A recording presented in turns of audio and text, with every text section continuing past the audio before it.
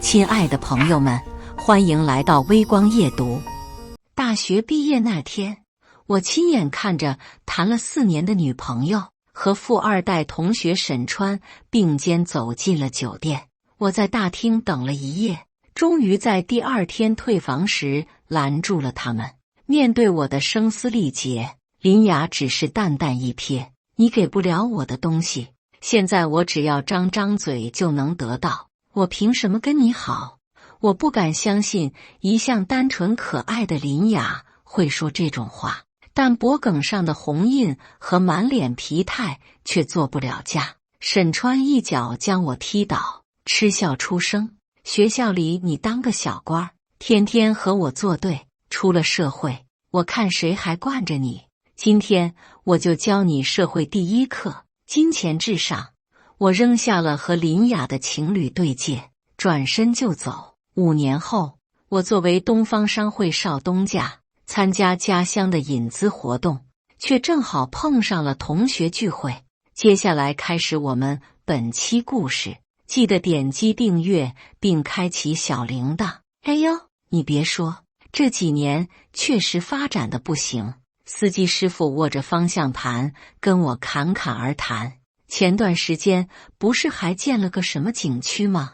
都以为能起来了，结果也没人去啊。没办法，经济不景气，大环境不好。我微微应声，不置可否侧头。旧日的建筑沿着车窗缓慢往后滑去，等收回目光，不由暗自感慨家乡的发展停滞。这次代表东方商会的引资活动果然是刻不容缓的。我暗自感慨引资的意义，叫司机师傅前往本地最好的酒店，也是洽谈合作的会议地点。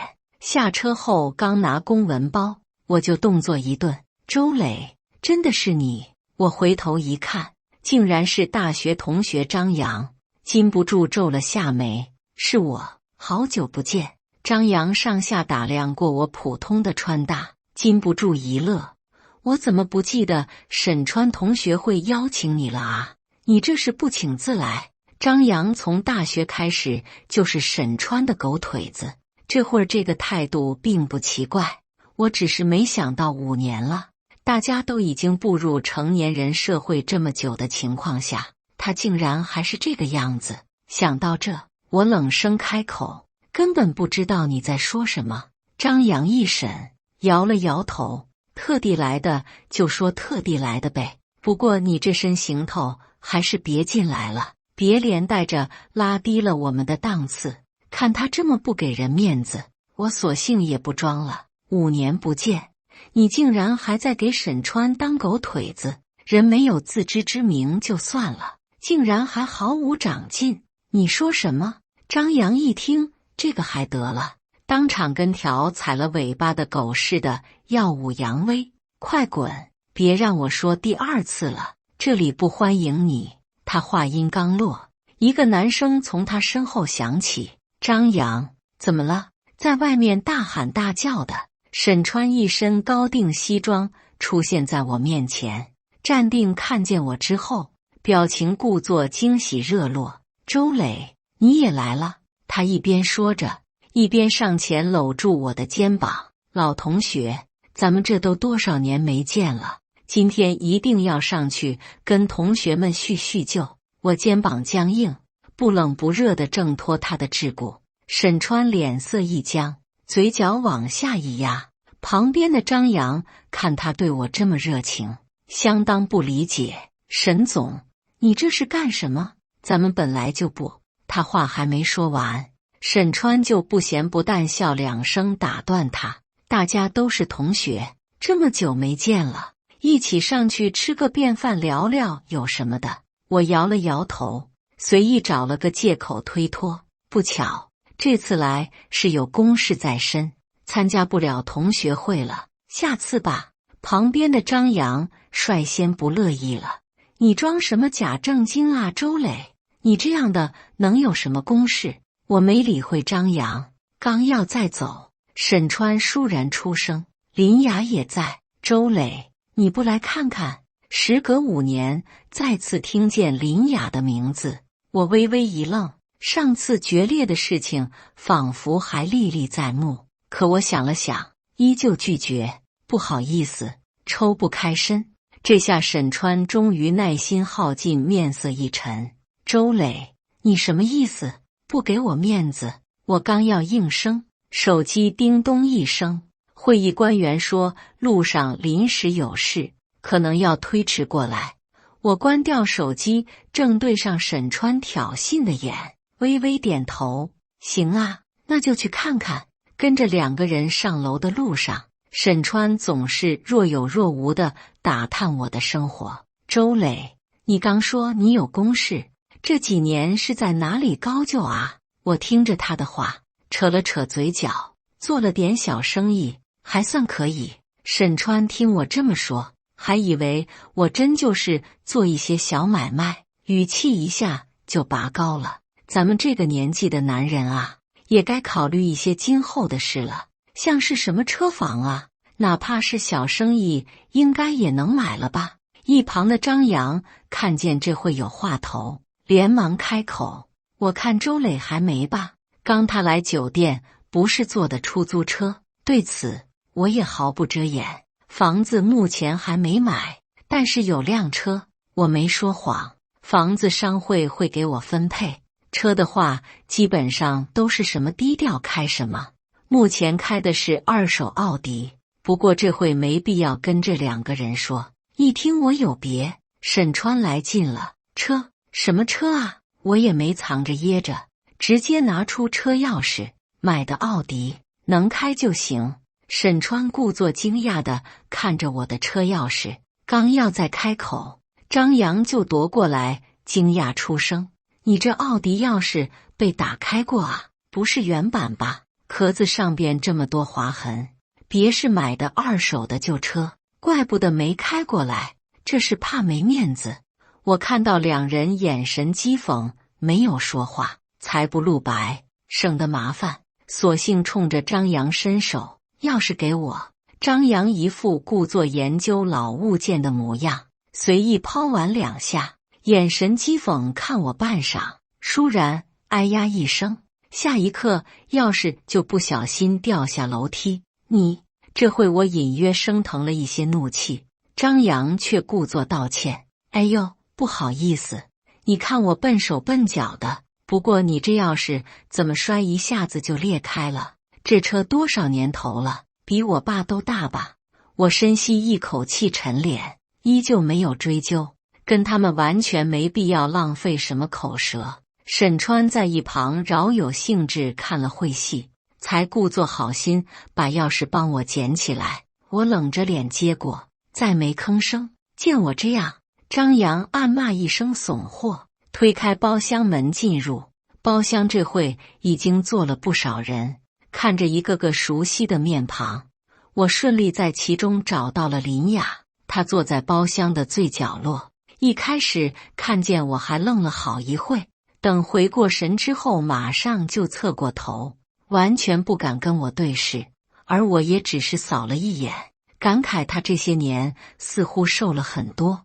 我们本不想打扰彼此，可沈川却眼睛一眯，搂着我的肩膀，就故意把我带到林雅面前，故作追思：周磊，我记得你之前和小雅感情不错吧？今天还真是巧了，她也来了。他这么一说，屋里的喧闹渐渐停了下来，目光纷纷在我们之间来回看过。林雅脸色露出一抹难堪，抿了抿唇没说话。沈川却饶有兴致：周磊，当初真是对不住，我年轻气盛，现在我跟林雅分手了，今天就当我搭个线，你们可以继续在一起吗？此话一出，引起室内一片哄笑。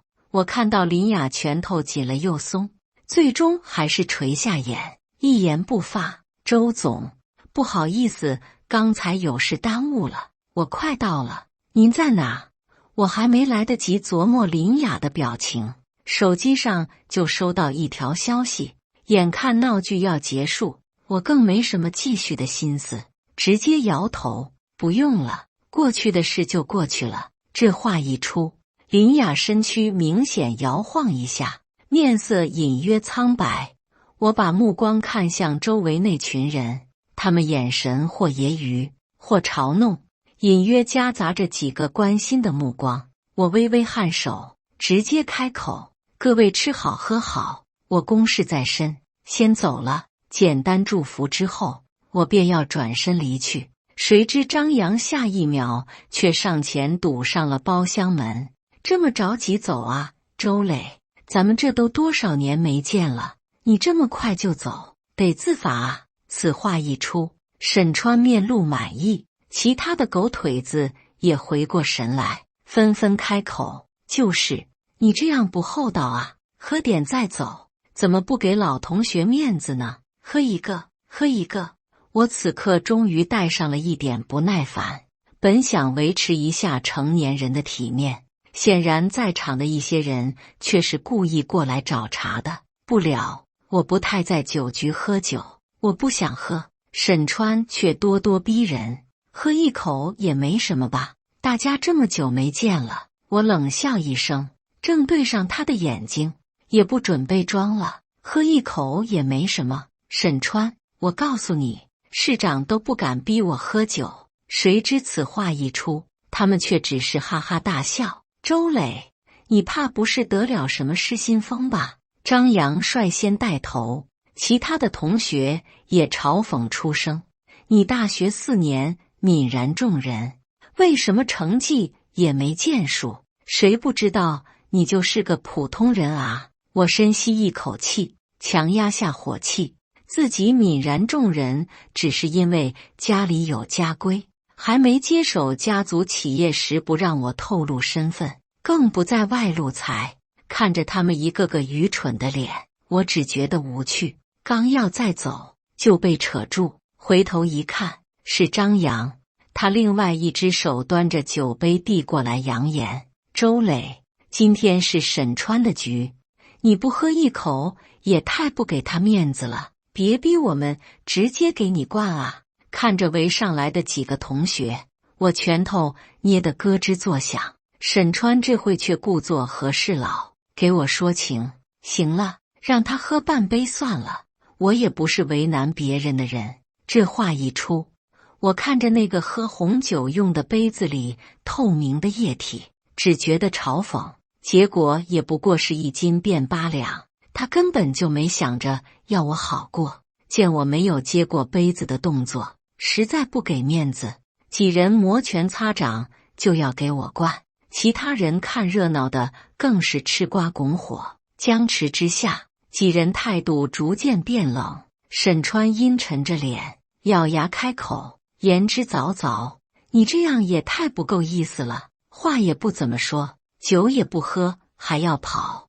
你就不怕在江城这个地界混不下去吗？”同学看我也怪是我不懂事，我不好意思，不会为人处事。这时，旁边一句女声传来：“都别吵了，我替周磊喝，林雅要替我喝酒。”我微微一愣，众人沉默一瞬，当即一片起哄：“哎呦，刚才是谁说的都过去了，这就是余情未了吧？不然怎么能摆酒说喝就喝啊？林雅这么够意思，你俩还不得发展发展啊？”我看着林雅苍白的神色，不明白她为什么会说这种话，葫芦里又卖的什么药？沈川却在一旁笑得极其阴险：“林小姐想代劳，可以啊，不过你这么给周磊解围，想必也挺能喝。代劳的话，1杯酒可不够啊。”他这么一说，旁边立刻有人识相的又倒了几杯酒。我看着那些透明的液体，只觉得这帮人故意刁难一个女人，实在没品至极。可林雅面对他们的刁难，始终一言不发，拿过酒就仰头喝了1杯。众人惊呼，当场鼓掌叫好：“这么能喝，女侠！来来来，给咱们女侠满上！这点酒才哪到哪啊？再来一个！”众人继续催促。林雅又是1杯下肚，脸上浮现醉意。看着她的样子，我更加不解。3杯下去，她脸色通红，捂着胃，想必喝酒之前也没吃什么东西，怎么喝不下去了？林雅，这就是你给人解围的态度吗？沈川在一旁冷眼旁观，嘲讽出声。林雅撑着桌子，狠狠看了他一眼，再次伸手拿过酒杯。行了，别喝了。我皱紧眉头喊停这一闹剧，却被周围阴阳怪气。怎么，周磊，你心疼了？心疼就一起喝啊！当初被他戴绿帽子这么抛弃都还爱啊！真没想到你这么怜香惜玉。林雅闻言看我，通红的眼睛里眼泪将掉未掉。看着林雅这个样子，我心中滋味莫名，当场重复警告：够了，别再喝了。沈川，停止这场闹剧吧。沈川却完全不当回事，耸了耸肩，要么你喝，要么他喝，今天你们总得喝桌子底下一个吧。周磊，你什么都没选，实在是不给我面子。彼时撕破脸，他也不装了，直接凑近点点我的肩膀。我看是之前给你上的课还不够吧？你怎么就不长记性呢？话音一落，他就当场拍钱上桌。我今天就把话撂这，喝一杯给一打。你不是还没买房子吗？多喝几杯首付就够了吧？我看着那红艳艳的钞票，直接拿过酒一把撒开，满脸冷然。沈川，要我说几遍，你还不够格让我喝你的酒？拿你的臭钱侮辱谁？钞票纷纷扬扬，映照的室内这帮豺狼虎豹。沈川直接就发了火，指着我就怒骂：你他妈别给脸不要脸！你今天不喝到我满意就别想走。此话一出，周围几个同学霎时涌了过来，当场就要动粗。砰！这时包厢门突然被人一脚踹开，随着踹门声响，一众警察涌入。众人哪见过这种阵仗，纷纷傻了眼。为首的警察拿出证件给所有人示意，言简意赅。辖区派出所接到有人报案闹事，你们现在所有人都有权配合警方进行调查。闹事？沈川脸上闪过一丝愠怒，但很快就反应过来，上去和领头的大队长套近乎。您是李队吧？上回审视那个音乐节，您还记得吗？咱们匆匆见过一面，这次就是个误会。李队面色稍微缓和一瞬，看着沈川，却仍有些怀疑。误会？那沈少就说说，哪来的误会？沈川没搭茬，而是板着脸回头问整个包厢里的同学：谁这么没眼力见报的警？我们跟同学闹着玩呢，怎么还显着你了？他说完这句，笑里藏刀的看着每个人。我劝你还是自己出来和警方解释一下，无缘无故出个警，不浪费警力，等我找到是谁，那性质可就不一样了。这话一出，等同于威胁，整个包厢气氛凝滞一瞬，才有个声音响起：是我报的警。我侧头一看，站出来的是我大学室友，他不想对不起我，也不敢公然对上沈川。看着他略带苍白的脸，我叹了口气，只是偷偷报警已经让我非常感动。李队目光看向我室友，要个说法。室友沉默半晌，才支支吾吾的解释：我搞错了，只是同学之间闹着玩。李队皱紧的眉头倏而松开，当场就准备收队。我知道他是碍于沈家的势力，不太好闹得太难看。李队，等等！谁知沈川却直接叫住了他，一指地上的钱就开口：我也要报警。周磊寻资挑事，毁坏别人财产，地上的现金就是证据。在沈川的眼神示意下，李队一看就明白了，过来就问我情况。你好，周先生是吧？他说的这些是否属实？我看着地上的钱，不咸不淡应声：确实是我撒的钱。李队倒是没见过我这么坦然的，冲着旁边的警察就开口：“先铐上，回所里再说。”“不是的，是他逼我们喝酒，不关周磊的事。”我被警方扣上铐子，自己还没急。林雅在一旁匆忙上前解释。我略带诧异看着他，实在不明白他今晚一而再再而三的到底在干什么。这时他脚步虚浮的酒醉样子却被沈川直接抓住把柄。你自己都喝成这样了，瞎说什么呢？在场的每个人可都是看到你是自己想喝的。他这话一出，其他人纷纷附和。沈川略微靠近，嘴上扯出一个礼貌的笑：“对不住了啊，周磊。不过我真不能看着你这么走上违法犯罪的道路啊。”可到我面前之后，他却冷笑出声：“周磊，看见没有？这就是钱的力量。”对此，我回之冷笑，轻声问他：“沈川，那我问你，比钱更厉害的是什么？”沈川一愣，我自问自答：“是权啊！”话音未落，门口当即一声冷喝：“这是在干什么？给我放人！放你妈！”今天一而再再而三的有人打扰，已经让沈川耐心告诫。他本能回头就是一句粗口。李队也面色不善，不明白谁有权利让他这个辖区大队长放人。可两人回头一看，却冷汗津津。只见鬓发斑白的市长面色极其不善，目目圆瞪。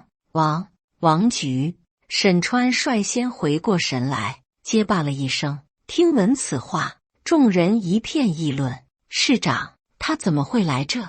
市长就长这样的，我还没见过呢。他来这干什么？又怎么敢让警察放人啊？”有人惊讶市长来这，新奇市长样子；也有人疑惑市长目的，以及各种猜测。沈川大变脸，舔着笑脸就要握手。王局，什么风把您给吹来了？市长却冷冷地看着他伸出的手，没有半分回应的意思，只是冲着李队沉声重复：“放人！”李队闻言立刻就要，沈川却感觉面子被俘，收回手的时候脸色也冷了。王局，我尊重你才问候你，现在这是要干什么？江城这个地界难道还没有公道了吗？市长这才把目光望向他，随后露出一抹恍然大悟：“你是沈泽成的儿子。”沈川露出一抹难堪，周围的同学有些禁不住笑出声。刚才他热络那么半天，这会儿才被人家认出来。不过这会认出来，沈川本以为他会给自己一点面子，谁知市长冷哼出声：“你们家身为江城的龙头企业，不推动经济，整日里压榨剥削。上次城北那块地皮还出了人命，怎么老的糊涂小的也是个不成器的？”沈川一愣，市长这么一连串下来，无异于在啪啪打他的脸。市长冲着他就冷笑：“你还跟我讲法？我要不去你家公司里讲讲你们沈氏这段时间犯的那些事。”沈川面色一变，终究还是不敢多言。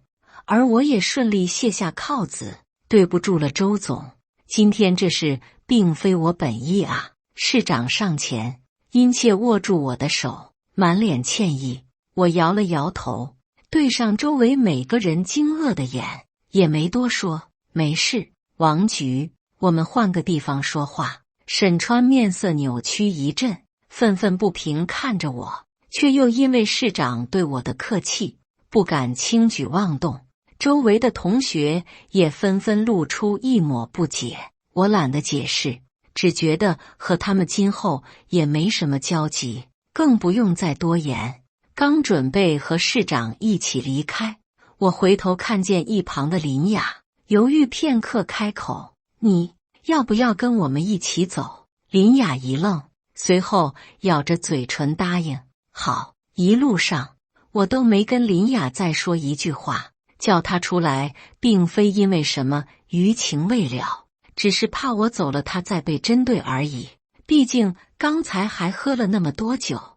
你先在这待会，我要去会议室开个会，开完我送你回家。天都黑透了，实在担心他的安全，我只能将他放在会议室隔壁的雅间。林雅某一刻似乎想说什么，最终还是低声开口：知道了，我等你开完会。会议室此刻已经有不少本市的领导在，我和市长算是最后到的。和众人商量引资事宜时，一切也十分融洽。结束后，我刚要告辞，市长留住了我。周总，留步。此刻会议室只剩我们两个。市长斟酌片刻开口：刚才在会议上也聊了沈氏在这个项目里的阻碍。作为盘根错节多年的大企业，现在已经算是为祸一方。我了然，微微点头。王局，有什么话您就直说吧。市长见状也不再多言，走近低声：沈氏背地里做的事情还在收集证据，我也需要你的帮助。我有些疑惑，随后便了然，他这几年的吞并注定有不正当手段，市长怎么可能在发展建设的现在还留着？这不仅对当地，对我们新进企业也是阻拦。我看到了市长眼中坚定，于是也答应下此事。出来接林雅时，发现她已经睡着。她确实比5年前瘦了，有些单薄的意味。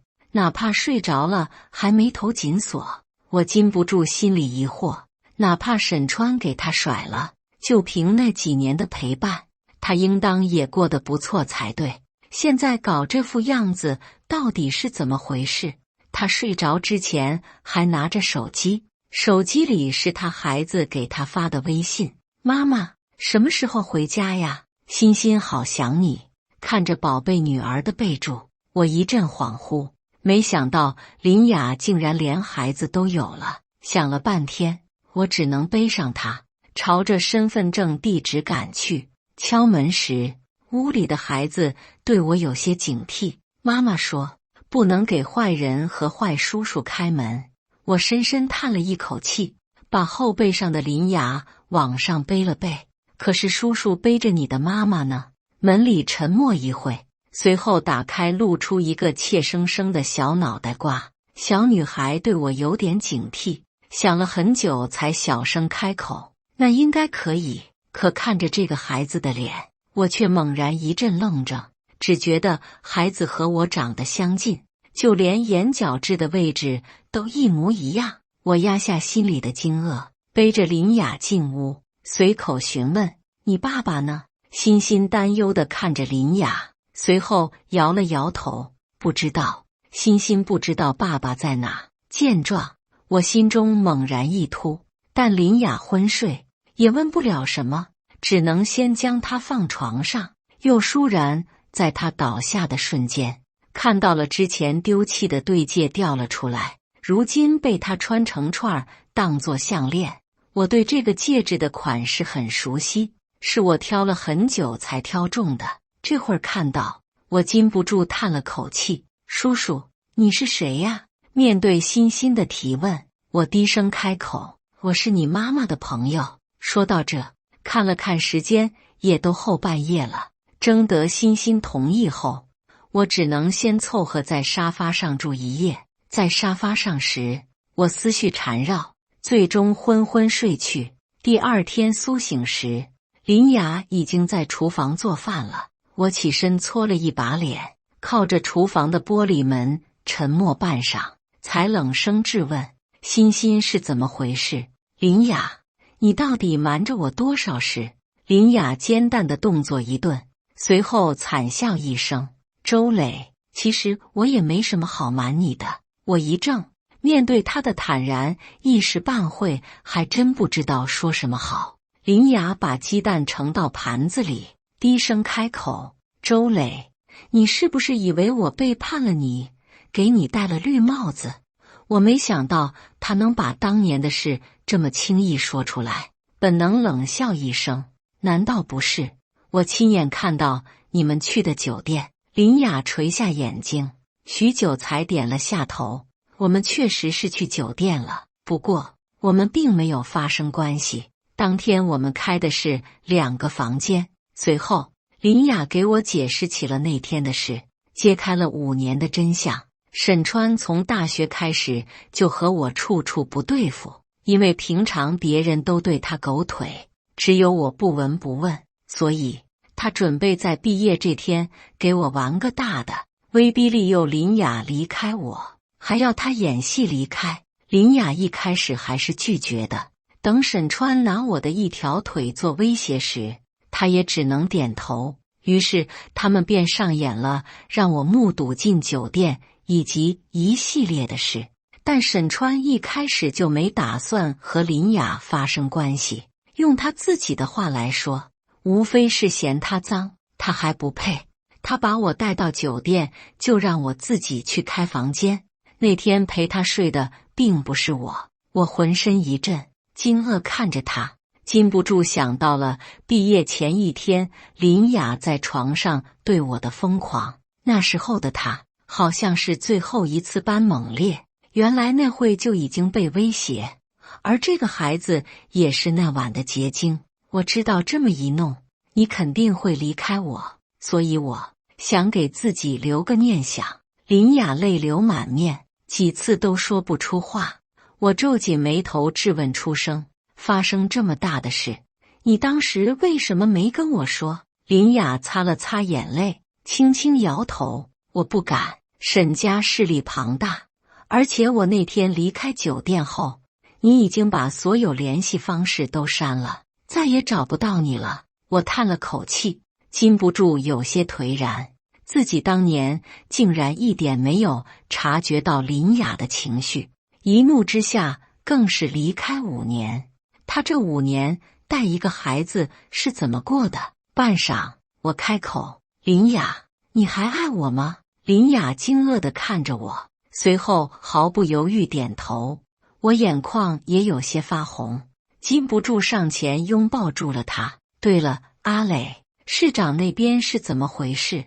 林雅沉吟半晌，终究还是问出了昨天的那些事。我知道他的疑惑，市长和整个江城有头有脸的人为什么对我毕恭毕敬？我正对上他的眼睛，低声开口，抱歉，我之前一直没告诉你，我的身份是东方商会的少东家。之前跟你谈恋爱时没透露身份，是因为家规。林雅愣怔半晌，睁大眼睛，东方商会就是那个国内最大的商会。我点头，本以为林雅会因为我隐瞒她生气，谁知她竟然直接松了口气。那岂不是沈川对你构不成威胁了？我冷笑点头，对沈川恨之入骨。沈家我必灭，但还没等我找上沈川，他却先找到了我。第2天暂时告别林雅和孩子之后，我例行去昨天会议商讨过的机关单位走流程，沈川却率先等在机关门口，看见我下车就连忙迎了上来。如今的他知道了我的身份，满脸陪着笑，再也没有昨天趾高气昂地头蛇的样子。周总，可算是等到你了。听到这个称呼，我扬了下眉梢。沈川也不管我应不应声，上前就死皮赖脸主动开口，您看我昨天实在是对不住了，希望您能再给我一个机会，毕竟江城引资的话，咱们今后不是还有很多合作的机会。看着他这张令人憎恶的脸，我冷声开口，合作确实有很多，但都不是跟你。沈川，你就死了这条心吧。江川脸色一僵，还是勉强撑起笑。周磊，大家都是成年人，别闹得太难看了，一笑泯恩仇不好吗？我却并不愿意。一说起这个，甚至胸腔涌起剧烈的愤怒，禁不住怒斥：沈川，别给自己脸上贴金了，还以为我什么都不知道。如果不是你，我怎么会跟挚爱分别5年，连孩子都没见过一面？你都知道了。沈川一愣，思忖半晌，那件事也确实是我年轻气盛。我给林小姐这5年的所有赔偿怎么样？5年的分别，在她嘴里就是一句轻描淡写的赔偿。以我的家境，更看不上她那点臭钱。我再也忍不住，上前就给了她一拳。住口！怎么会有你这种王八蛋？你他妈的敢打我！沈川猝不及防，被打得一个踉跄，本能想上前揍我，却在拳头握紧时，硬生生碍于我东方商会少东家的身份停住。他咬牙整理过自己的西装，放下狠话：周磊，你他妈别给脸不要脸了！你既然不打算散了，那我也告诉你，强龙不压地头蛇，咱们走着瞧。我们那天不欢而别，第2天，东方商会就宣布各商会所附庸企业进驻家乡。我作为管事，也正好主持开会，而我下达的第1项命令就是各方面打压沈氏，手段齐出，不留一线生机。周总，这不好吧？沈家毕竟盘踞江城这么多年，万一绝地反扑，大家闹得都不好看啊！会议上不乏有支持沈家或者曾经得了沈家的好的那些企业家，有一个人开口，就有其他附和。我对上那几个人的眼睛，冷声开口：怕的话现在就可以离开会议，没有沈家，中小微企业才能喘一口气。我不管你们之前得了多少沈家的好，现在阻碍商会的决策就滚出去。谁都没料到，向来以为温和的我会在这件事上这么坚决。他们看出我的决心，也开始纷纷表态。随后，商业帝国顺利开动，所到之处，沈家产业接连倒闭。与此同时，我也带着林雅进了新家。阿磊，这是咱们今后的家。林雅看着别墅里的陈设，禁不住开口询问。我点头，笑着看他，喜欢吗？不喜欢还可以换。我是想着找一个面积不算太大的，比较有家的感觉。林雅禁不住感慨，这竟然是面积不太大的，那大的得什么样啊？他感叹我家好大，又禁不住偷笑。你当时还跟我装，说自己没买房子，我也跟着笑了半天。确实没买，现在也没买，这些都是商会分配给我的。这样的别墅遍布全国，你想住哪里都可以。一旁的女儿开心的在家里蹦蹦跳跳，我看得满是心疼，心里暗自发誓要把最好的全都给她。这时门铃被敲响，开门一看，竟是沈总和被打断条腿的沈川。这对父子这段时间可以说是极其倒霉，多方打压之下，沈氏遭受重创，连带他们之前强拆地皮时闹出的那些人命，老百姓联合上报，公司市值蒸发了好几个亿。沈总看开门的是我，连忙点头哈腰，带着沈川跟我赔礼道歉。周总，犬子无能，前段时间冒犯了您，我今天带他特地过来给你赔不是，希望你能看在我也是为了沈氏操劳半辈子的情况下，可怜可怜我们，放我们一条生路。沈川龇牙咧嘴，拖着那条病腿，在父亲几次的眼神示意下，不情不愿开口：抱歉周总，是我有眼无珠冲撞了您，我真的知道错了。他话还没说完，沈总直接打断了他的话：周总，我老脸今天也豁出去了，您要是再不同意，我就打断他另一条腿。看着他们父子的模样，我摇了摇头，毫不犹豫下了逐客令：那就滚远点去打，却别蹦到我家门口，晦气。沈总闻言一愣，没想到我这么不给面子，当场脸色很厉：沈磊，不就是东方商会吗？有什么了不起的？你要是想鱼死网破，那我们沈氏就算破产了，也得拉上你个垫背的。对此，我不置可否，甚至耸了耸肩：沈总，慢走不送。他们带着怨气离开，我看着他们的背影，满脸冷漠。没事吧，周磊？身旁的林雅满脸担心。我回之一笑，不怕，有我。当天夜里，我收到消息，沈总车辆被失控货车冲撞，父子2人无一生还。悄然删除消息时，林雅还在和孩子熟睡。官方对外宣称这是一场车祸，并以极快的速度结案解决。这件事最后没有引起任何波澜，但本地企业的发展阻力却小了许多，一切尽在不言。江城庆功宴那天，我单膝跪地跟林雅求婚，在林雅的泪流满面中，给她戴上戒指。这枚戒指时隔5年，终于戴在了属于她的人手上。自此，生活美满幸福，万事顺遂。感谢大家的观看，本期故事精彩吗？欢迎大家在下方评论区吐槽。如果你喜欢这类故事，记得点击订阅微光夜读，并分享给更多的人，这会对我帮助很大。再次感谢大家的观看。